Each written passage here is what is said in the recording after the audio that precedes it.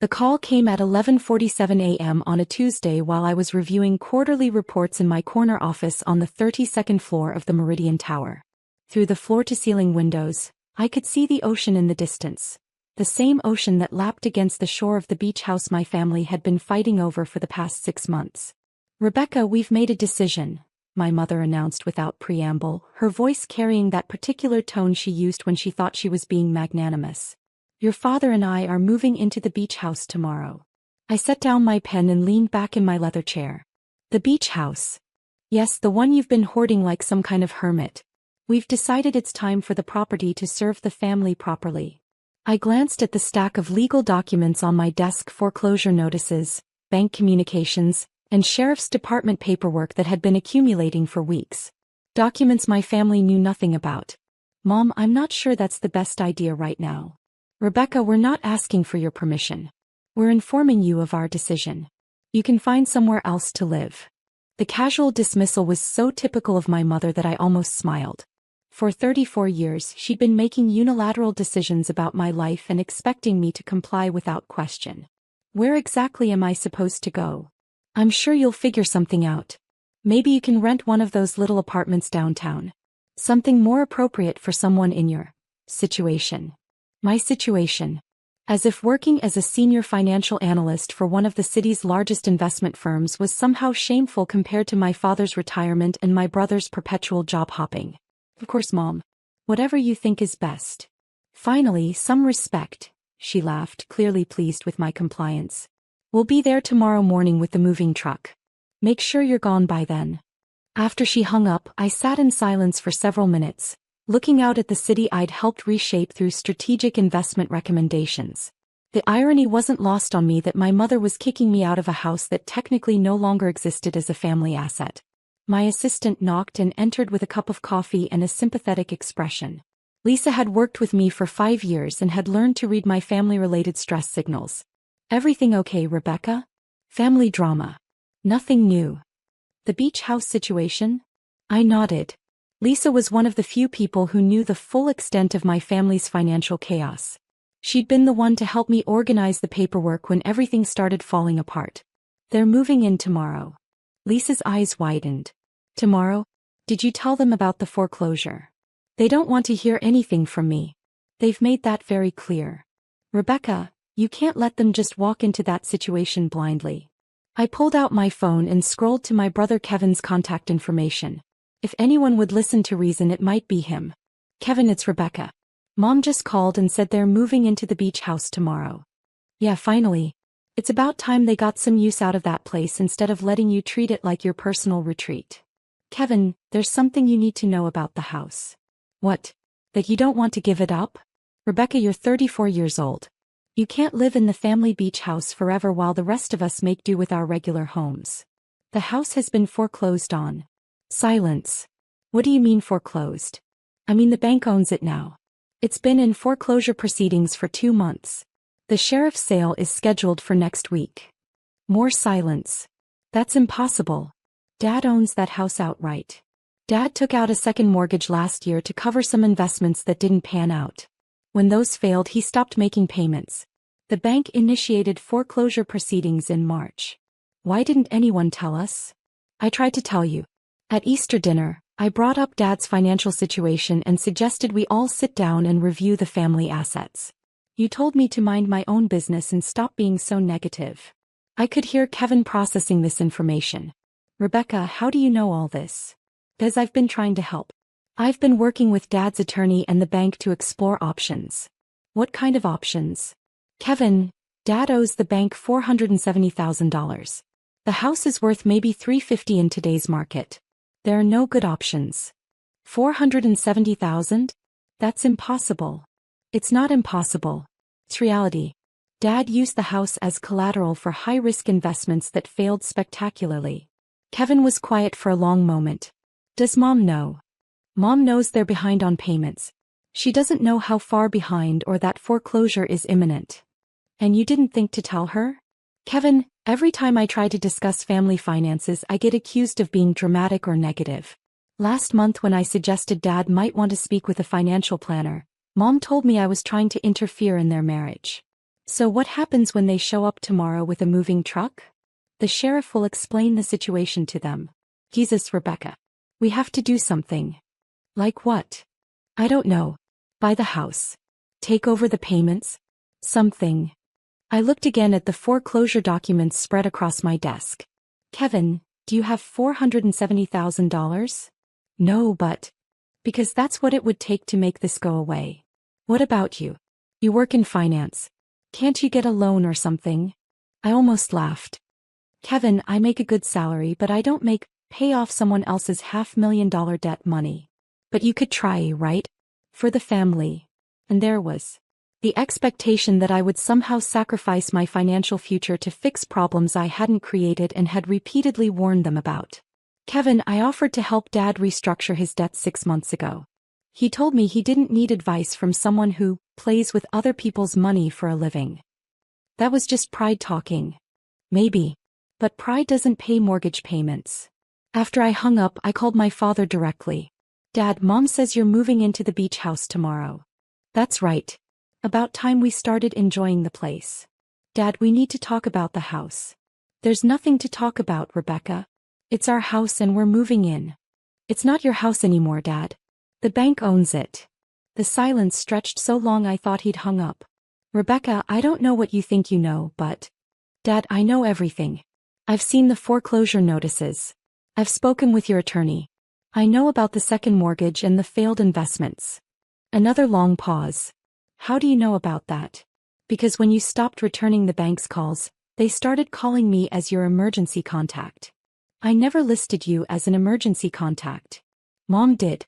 Last year when you had the heart episode, she updated all your accounts to include me as a backup contact. I could hear him breathing heavily on the other end of the line. Dad, the sheriff's sale is next Tuesday. If you show up tomorrow with a moving truck, you're going to have to explain to Mom why the sheriff is there to escort you off the property. There has to be something we can do. There was something we could do. 6 months ago when I first found out about the missed payments, there were options. Now the only option is to let the foreclosure proceed. Rebecca, I need you to help me fix this. The desperation in his voice broke my heart. But it also crystallized something I'd been struggling with for months.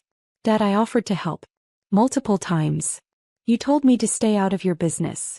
I was wrong. Yes, you were. But being wrong doesn't change the timeline.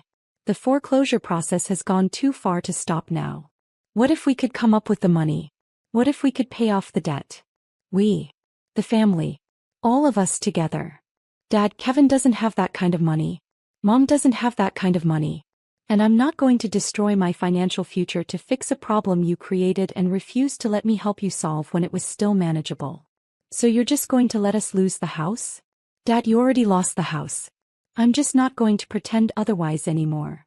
That evening, I worked late at the office, partially because I had legitimate work to finish, but mostly because I didn't want to be home when my family realized the full scope of their situation.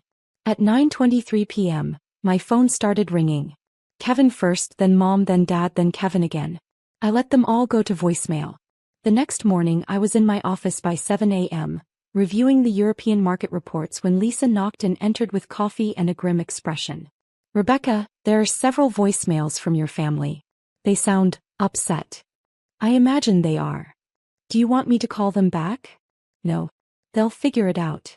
At 10:15 a.m. Kevin called my office line directly. Rebecca, we need to talk. I'm listening. The sheriff showed up at the beach house this morning. I figured he would. Mom is hysterical. Dad is talking about calling a lawyer. They want to know why you didn't stop this from happening. Kevin, I told you yesterday exactly what was happening and when it was going to happen. But you didn't try to fix it. I tried to fix it 6 months ago. They didn't want my help then. That's different. How is it different? Because now it's actually happening. I set down my coffee and looked out at the harbor where a cruise ship was slowly making its way toward the port. Kevin, let me ask you something. If I had somehow found a way to pay off Dad's debt and save the house, what would have changed? What do you mean? I mean, would Dad have suddenly started making better financial decisions? Would Mom have stopped spending money they don't have? Would they have addressed the underlying problems that created this situation? Kevin didn't answer. Or would they have just seen it as proof that Rebecca will always bail them out, no matter how irresponsible they are? That's not fair. Isn't it? Kevin, this is the third major financial crisis Dad has created in the past 5 years. The boat repo, the investment account losses, and now this. Each time, the family has expected me to somehow fix it because I work in finance. Because you're good at this stuff. I'm good at managing money responsibly. I'm not good at enabling people who refuse to learn from their mistakes. Kevin sighed heavily. So what happens now? Now they find somewhere else to live. They downsize. They adjust their lifestyle to match their actual income instead of their aspirational income. And the family beach house is just gone?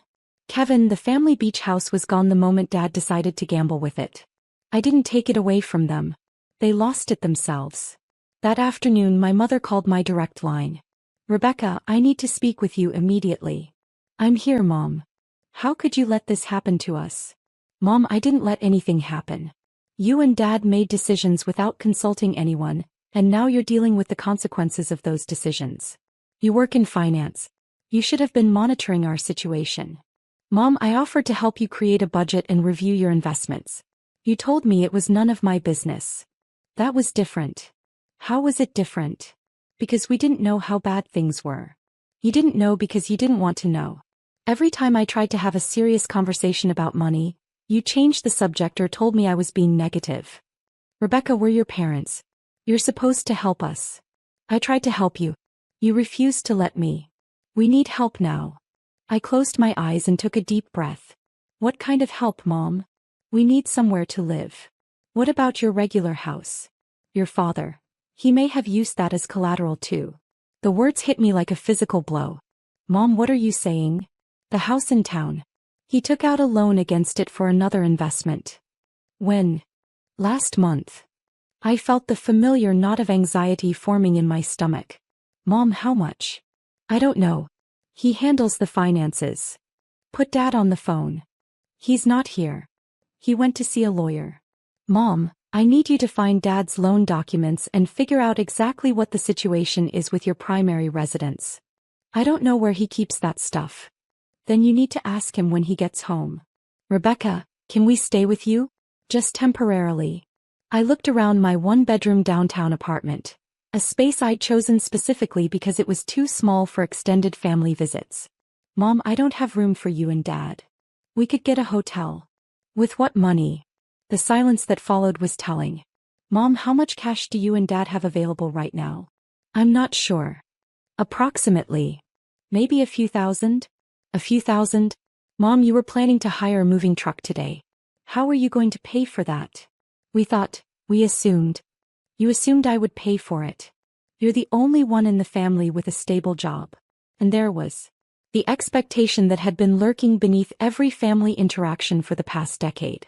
That my financial stability existed solely to serve as a safety net for everyone else's poor decisions.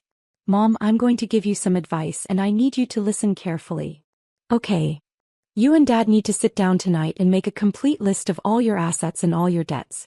Every account, every loan, every credit card. You need to understand exactly where you stand financially. That sounds complicated. It's not complicated. It's just honest. And once you have that information, you need to make decisions based on reality instead of wishful thinking. What kind of decisions? Like whether you can afford to keep living in the townhouse. Whether you need to sell your cars. Whether Dad needs to find some kind of part-time work. Rebecca, your father is 67 years old. Mom, 67-year-old people work every day. If Dad has debts he can't pay, he needs to find ways to pay them. You could help us. I could. But I'm not going to. The words came out more firmly than I'd intended, but once they were out I realized they were exactly what I meant to say. What do you mean you're not going to? I mean I'm not going to enable this pattern anymore. I'm not going to bail you out so you can avoid dealing with the consequences of your choices. Rebecca, we're family. You're right. We are family. And as your family member, I've been trying to help you avoid this situation for months. You didn't want my help then. Now that you want it, it's too late. So you're just going to abandon us? Mom, I'm not abandoning you. I'm refusing to rescue you from a situation you created and can fix yourselves. How are we supposed to fix this? The same way millions of people fix financial problems every day. You make hard choices, you downsize your lifestyle, you work with your creditors, and you learn to live within your means. But the beach house is gone. And accepting that it's gone is the first step toward building something sustainable. That evening, I received a text from Kevin. Parents are staying with us tonight. Dad's meeting with bankruptcy attorney tomorrow. I texted back. That's probably the smartest decision he's made in months. 3 days later, my father called me at work. Rebecca, I owe you an apology. For what, Dad? For not listening when you tried to warn me. For assuming you were just being dramatic. For expecting you to fix problems I created. Dad. No, let me finish. I met with the bankruptcy attorney and he explained some things to me. About how debt works, about what happens when you use your home as collateral for risky investments.